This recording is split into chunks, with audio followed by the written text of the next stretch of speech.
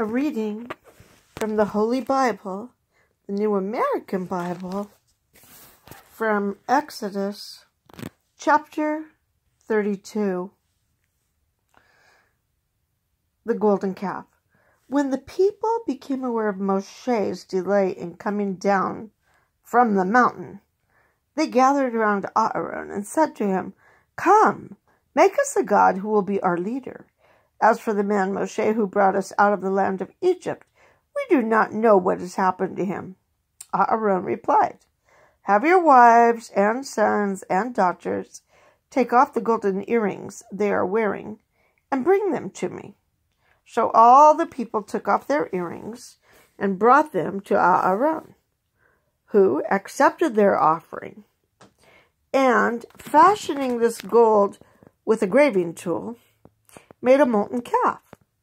Then they cried out, "This is your God, O Israel, who brought you out of the land of Egypt."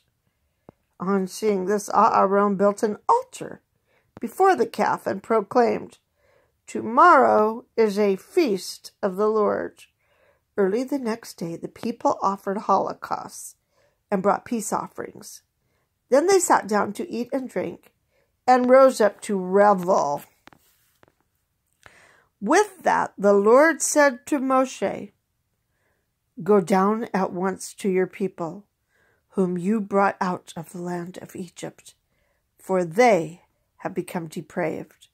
They have soon turned aside from the way I pointed out to them, making for themselves a molten calf and worshipping it, sacrificing to it and crying out, 'This is your God, O Israel, who brought you out of the land of Egypt.' I see how stiff-necked this people is," continued the Lord to Moshe. "Let me alone, then, that my wrath may blaze up against them to consume them. Then I will make of you a great nation." But Moshe implored the Lord, his God, saying, "Why, O Lord, should your wrath blaze up against your own people, whom you brought out of the land of Egypt, with such great power and with so strong a hand? Why should the Egyptians say, 'With evil intent he brought them out, that he might kill them in the mountains and exterminate them from the face of the earth'? Let your blazing wrath die down. Relent in punishing your people.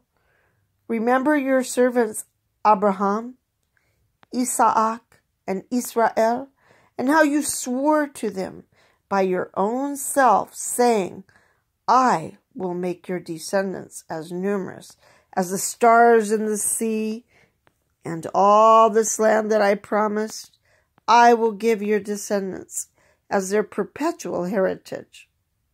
So the Lord relented in the punishment he had threatened to inflict on his people. Moshe then turned and came down the mountain with the 2 tablets of the commandments in his hands, tablets that were written on both sides, front and back, tablets that were made by God, having inscriptions on them that were engraved by God himself. Now when Joshua heard the noise of the people shouting, he said to Moshe, "That sounds like a battle in the camp." But Moshe answered, "It does not sound like cries of victory, nor does it sound like cries of defeat. The sounds that I hear are cries of revelry."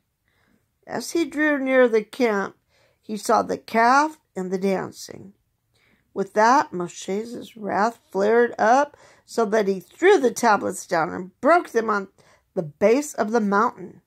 Taking the calf they had made, he fused it in the fire and then ground it down to powder, which he scattered on the water and made the Israelites drink. Moshe asked Aaron, "What did this people ever do to you that you should lead them into so grave a sin?" Aaron replied, "Let not my Lord be angry. You know well enough how prone the people are to evil. They said to me, Make us a god to be our leader. As for the man Moshe, who brought us out of the land of Egypt, we do not know what has happened to him. So I told them, let anyone who has gold jewelry take it off. They gave it to me, and I threw it into the fire, and this calf came out. When Moshe realized that, to the scornful joy of their foes, Aaron had let the people run wild. He stood at the gate of the camp and cried, "Whoever is for the Lord, let him come to me." All the Levites then rallied to him, and he told them, "Thus says the Lord, the God of Israel, put your sword on your hip, every one of you. Now go up and down the camp, from gate to gate, and slay your own kinsmen, your friends and neighbors." The Levites carried out the command of Moshe, and that day fell about 3,000 of the people. Then Moshe said, "Today you have been dedicated to the Lord, for you were against your own sons and kinsmen to bring a blessing upon yourselves this day." The Atonement. On the next day, Moshe said to the people, "You have committed a grave sin. I will go up to the Lord then.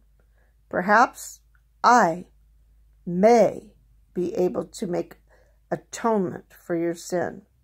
So Moshe went back to the Lord and said, This people has indeed committed a grave sin in making a god of gold for themselves.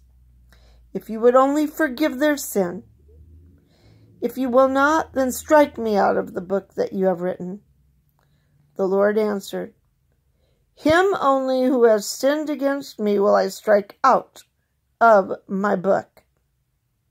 Now go and lead the people whither I have told you. My angel will go before you. When it is time for me to punish, I will punish them for their sin." Thus the Lord smote the people for having had Aaron make the calf for them.